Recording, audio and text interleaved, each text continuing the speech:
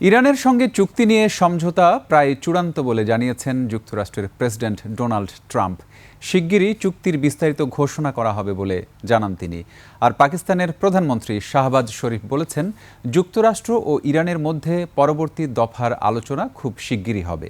তবে তেহরান জানিয়েছে, যুক্তরাষ্ট্র ও ইরান অনেকটাই কাছাকাছি আসলেও এর মানে এই নয় যে সব বিষয়ে সমঝোতা হয়েছে।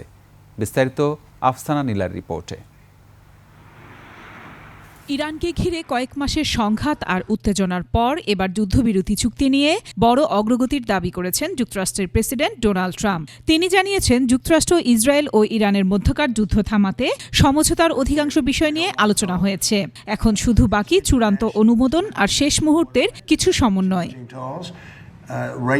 ট্রাম্প জানান, এ চুক্তির মধ্যে হরমুজ প্রণালী আবার খুলে দেওয়ার বিষয়টিও অন্তর্ভুক্ত থাকবে। তবে কবে নাগাদ এ চুক্তি হবে তা নিয়ে বিস্তারিত কিছু বলেননি।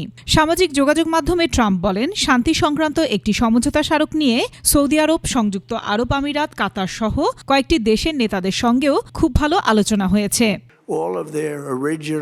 ট্রাম্পের এ বক্তব্যের আগে ইরানের রাষ্ট্রীয় টেলিভিশনে দেশটির পররাষ্ট্র মন্ত্রণালয়ের মুখপাত্র ইসমাইল বাঘাই বলেছিলেন, গত এক সপ্তাহে যুক্তরাষ্ট্র ও ইরানের অবস্থান অনেকটাই কাছাকাছি এসেছে। তবে তিনি সতর্ক করে বলেন, এর অর্থ এই নয় যে গুরুত্বপূর্ণ বিষয়গুলোতে সমঝোতা হয়েছে।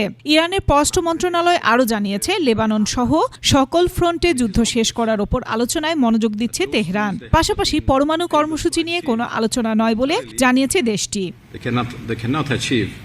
এদিকে পাকিস্তান জানিয়েছে, তেহরানে ইরানি নেতাদের সঙ্গে অত্যন্ত ফলপ্রসূ আলোচনা হয়েছে, যার ফলে যুক্তরাষ্ট্র ও ইরান এবার চূড়ান্ত বোঝাপড়ায় আসতে পারে।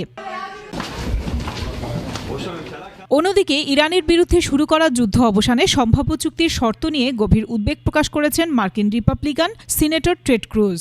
আর সাম্প্রতিক সংঘাতে ইরান বিজয়ী হয়েছে বলে দাবি করেছেন ইসরায়েলের সাবেক নিরাপত্তা প্রধান জিরো আইল্যান্ড। একই সাথে সম্ভাব্য চুক্তি নিয়ে ইসরায়েল সন্তুষ্ট নয় বলে জানানো হয় দেশটির পক্ষ থেকে। আফসানা নীলা, ডেস্ক রিপোর্ট, 21 টেলিভিশন।